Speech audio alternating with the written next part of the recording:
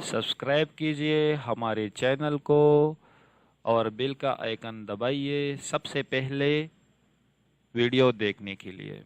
اللهم اهدنا فيمن هديت وعافنا فيمن عافيت وتولنا فيمن توليت وبارك لنا فيما أعطيت وقنا برحمتك واصرف عنا شر ما قضيت فإنك تقضي ولا يقضى عليك إنه لا يذل من واليت ولا يعز من عاديت تباركت ربنا وتعاليت لك الحمد على ما قضيت ولك الشكر على ما أعطيت نستغفرك اللهم من جميع الذنوب والخطايا ونتوب إليك لا ملجأ ولا منجا منك إلا إليك اللهم اقسم لنا من خشيتك ما تحول به بيننا وبين معصيتك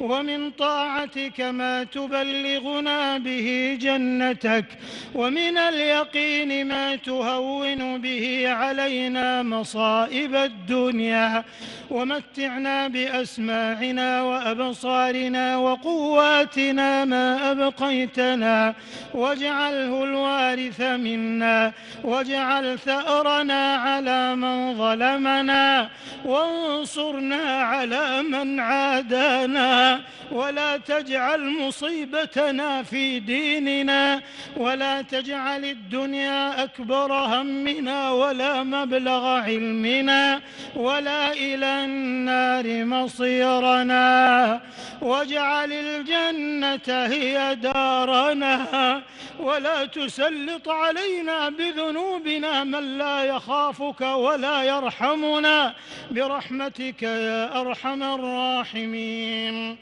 اللهم إنك عفو كريم تحب العفو فاعف عنا اللهم إنك عفو تحب العفو فاعف عنا اللهم إنك عفو كريم تحب العفو فاعف عنا فاعف عنا فاعف عنا يا ذا الجلال والإكرام يا ذا الطول والإنعام اللهم إنا نسألك من الخير كله عاجله وآجله ما علمنا منه وما لم نعلم ونعوذ بك من الشر كله عاجله وآجله ما علمنا منه وما لم نعلم ونسألك أن تجعل كل قضاء قضيته لنا خيرا يا رب العالمين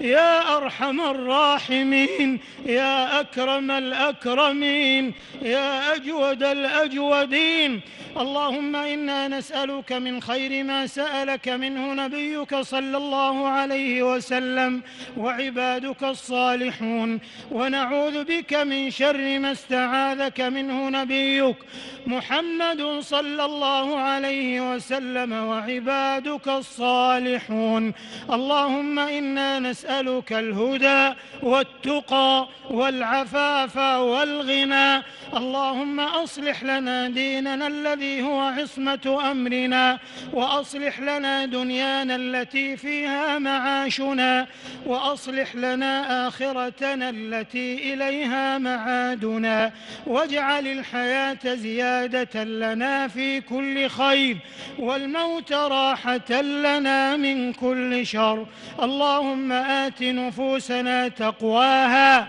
وزكها أنت خير من زكاها أنت وليها ومولاها اللهم إنا نسألك الفوز يوم القضاء وعيش السعداء ونزول الشهداء ومرافقة الأنبياء والنصر على الأعداء ونعوذ بك اللهم من جهد البلاء ودرك الشقاء وسوء القضاء وشماتة الأعداء اللهم إنا نعوذ بك من علم لا ينفع ومن نفس لا تشفع تشبع، ومن دعاء لا يسمع، ومن عين لا تدمع. نعوذ بك اللهم من هؤلاء الأربع. يا حي يا قيوم يا ذا الجلال والإكرام، نسألك رحمة من عندك تغنينا عن رحمة من سواك. اللهم يا فارج الهم كاشف الغم، رحمن الدنيا والآخرة ورحمهما، مجيب دعوة المضطرين، مجيب دعوة المضطرين، مجيب دعوة المضطرين. نسألك اللهم الجنة ونعوذ بك من النار. اللهم إنا نسألك بأسمائك الحسنى وصفاتك العلى في هذا المكان الطاهر وفي هذه الليلة الشريفة أن تعتق رقابنا من النار. اللهم اعتق رقابنا ورقاب والدينا وولاتنا وعلمائنا وأزواجنا وذرياتنا وإخواننا ومن أحبنا فيك ومن أحببناه فيك من النار برحمتك يا عزيز يا غفار. اللهم ما قسمت في هذه الليلة الشريفة من خير وصحة وسلامة وسعة رزق فاجعل لنا منه أوفر الحظ والنصيب، فاجعل لنا منه أوفر الحظ والنصيب. وما أنزل فيها من شر وبلاء وفتنة فاصرفه عنا وعن المسلمين برحمتك يا أرحم الراحمين. اللهم أعز الإسلام والمسلمين وأذل الشرك والمشركين وسلم المعتمرين والزائرين واحم حوزة الدين، واجعل هذا البلد آمنا مطمئنا سخاء رخاء وسائر بلاد المسلمين. اللهم آمنا في أوطاننا وأصلح واحفظ أئمتنا وولاة أمورنا، وأيد بالحق إمامنا خادم الحرمين الشريفين عبدك سلمان بن عبد العزيز. اللهم وفقه لما تحب وترضى، وخذ بناصيته للبر والتقوى، وهيئ له البطانة الصالحة التي تدله على الخير وتعينه عليه. اللهم اجمع به كلمة المسلمين على الحق والهدى يا رب العالمين، واجزه خيرا على ما دعا لاجتماع كلمة المسلمين ووحدة صفوفهم. اللهم اجعل ذلك في موازين أعمالهم الصالحة. اللهم كن له على الحق مؤيدا ونصيرا ومعينا وظهيرا. اللهم وفق ولي عهده عبدك محمد بن سلمان يا منان يا ديان. اللهم وفقهم لصالح الإسلام والمسلمين وإلى ما فيه الخير للبلاد والعباد يا ذا الجلال والإكرام. اللهم احفظ على هذه البلاد عقيدتها وقيادتها وأمنها ووحدتها واستقرارها ورخاءها يا ذا الجلال والإكرام. ومن أرادها وأراد بلاد المسلمين بسوء فأشغله بنفسه ورد كيده في نحره واجعل تدبيره تدميرا عليه يا قوي يا عزيز. اللهم يا كريم يا وهاب احفظ بلاد المسلمين من شر الفتن والإرهاب يا حي يا قيوم يا ذا الجلال والإكرام. اللهم وفق المسلمين لسلوك منهج الوسط والاعتدال إنك أنت الكبير المتعال. اللهم أصلح شباب المسلمين، اللهم أصلح شباب المسلمين، اللهم وفق نساء المسلمين، اللهم جملهن بالحياء والحجاب والعفاف والاحتشام يا ذا الجلال والإكرام. اللهم أنج المستضعفين من المسلمين في كل مكان، اللهم كن للمضطهدين في دينهم في كل مكان. اللهم فرج همهم، اللهم اكشف غمهم، اللهم اصلح حالهم، اللهم احقن دماءهم يا ذا الجلال والإكرام. اللهم أدم الأمن والاستقرار في بلادنا وجميع بلاد المسلمين يا رب العالمين، واحفظها من الفتن ما ظهر منها وما بطن.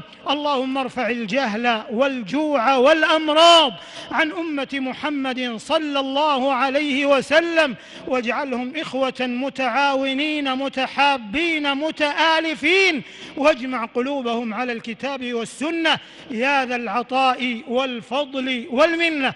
اللهم وفق رجال أمننا، اللهم وفق رجال أمننا، اللهم وفق المرابطين على ثغورنا وحدودنا، اللهم ثبت أقدامهم، اللهم اربط على قلوبهم، اللهم سدد رميهم ورأيهم، اللهم عاف جرحاهم واشف مرضاهم وردهم سالمين غانمين يا ذا الجلال والإكرام. يا فرجنا يا فرجنا يا فرجنا إذا أغلقت الأبواب، ويا رجاءنا إذا انقطعت الأسباب وحيل بيننا وبين الأهل والأصحاب.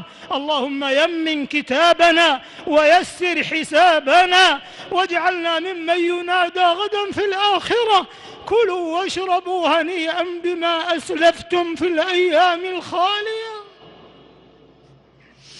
اللهم هون علينا الموت وسكرته والقبر وغمته والصراط وزلته يا ذا الجلال والإكرام. اللهم اجعلنا أغنى خلقك بك وأفقر عبادك إليك، وهب لنا غنى لا يطغينا وصحة لا تلهينا، وأغننا اللهم بفضلك عمن أغنيته عنا، واجعل آخر كلامنا من الدنيا شهادة أن لا إله إلا الله وأن محمد رسول الله، وتوفنا وأنت راض عنا غير غضبان. اللهم أحسن عاقبتنا في الأمور كلها، وأجرنا من خزي الدنيا وعذاب الآخرة. اللهم أوزعنا شكر نعمك، اللهم إنا نعوذ بك من زوال نعمتك وتحول عافيتك وفجاءة نقمتك وجميع سخطك. اللهم اغفر وارحم لمؤسس وموحد هذه البلاد، اللهم اجعل قبره روضة من رياض الجنة، ووالدينا وولاتنا والمسلمين أجمعين يا ذا الجلال والإكرام.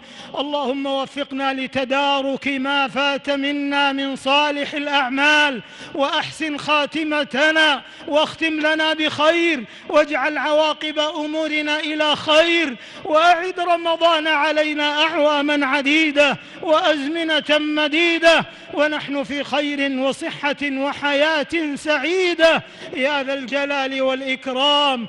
اللهم اختم لنا شهر رمضان برضوانك والعتق من نيرانك، والعتق من نيرانك، والعتق من نيرانك، واجعل مآلنا إلى أعالي جناتك يا أرحم الراحمين، مع النبيين والصديقين والشهداء والصالحين، وحسن أولئك رفيقا.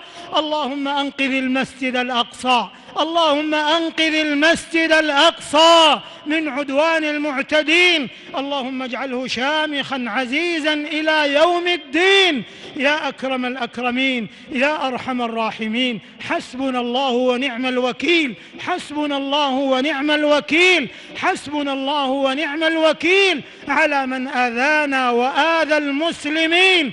اللهم اكفنا شرورهم، اللهم اكفنا شرورهم، اللهم ادفع عنا شر الأشرار وكيد الفجار وشر طوارق الليل والنهار، واحفظنا من كيد الكائدين وعدوان المعتدين ومكر الماكرين وحسد الحاسدين وحقد الحاقدين يا رب العالمين. اللهم إنا نسألك أن تتقبل دعاءنا وصيامنا وقيامنا برحمتك يا أرحم الراحمين. اللهم إنا نعوذ برضاك من سخطك وبمعافاتك من عقوبتك، وبك منك لا نحصي ثناء عليك أنت كما أثنيت على نفسك. اللهم إنا نسألك حبك وحب من يحبك وحب العمل الذي يقربنا إلى حبك.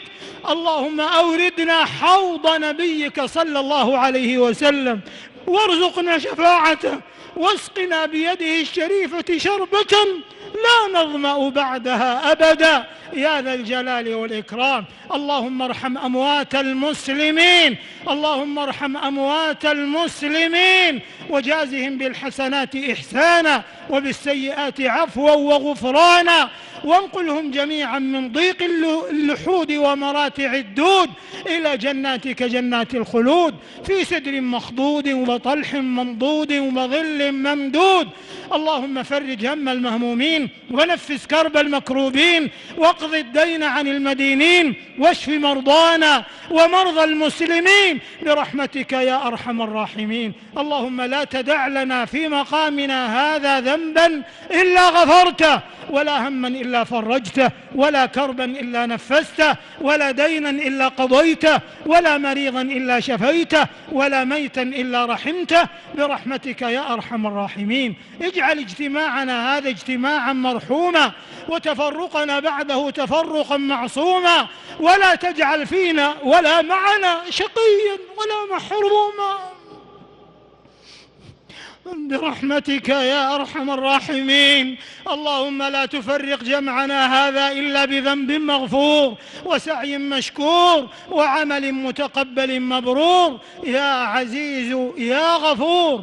ربنا تقبل منا إنك أنت السميع العليم، وتب علينا إنك أنت التواب الرحيم، واغفر لنا ولوالدينا ووالديهم وجميع المسلمين والمسلمات الأحياء منهم والأموات، إنك سميع قريب مجيب الدعوات. اللهم صل وسلم وبارك على نبينا محمد صاحب المقام المحمود والحوض المورود واللواء المعقود. اللهم صل على محمد ما ذكره الذاكرون الأبرار، وصل على محمد ما تعاقب الليل والنهار، وصل عليه وعلى المهاجرين والأنصار يا ذا الجلال والإكرام يا حي يا قيوم. اللهم صل على نبينا محمد صاحب الوجه الأنور والجبين الأزهر. اللهم ارزقنا اتباع سنته واجمع المسلمين على ملته يا أرحم الراحمين، واحفظهم من التحزب والتعصب والطائفية يا ذا الجلال والإكرام يا أرحم الراحمين. اللهم إنك وصفت ليلة القدر بالسلام، وأنت السلام، والجنة دار السلام، وتحية الإسلام السلام، فاللهم عمنا بالأمن والسلام، اللهم عمنا بالأمن والسلام وسائر بلاد المسلمين يا رب العالمين يا أرحم الراحمين يا عظيم المن يا كريم الصفح يا حسن التجاوز. نسألك أن تتقبل منا صالح الأعمال وألا تردنا خائبين برحمتك يا أرحم الراحمين. اللهم هذا الدعاء ومنك الإجابة، وهذا الجهد وعليك التكلان، ولا حول ولا قوة إلا بك. سبحان ربك رب العزة عما يصفون، وسلام على المرسلين، والحمد لله رب العالمين. अहल तक़वा की सूरत बना लीजिए, नूर सुन्नत से चेहरा सजा लीजिए।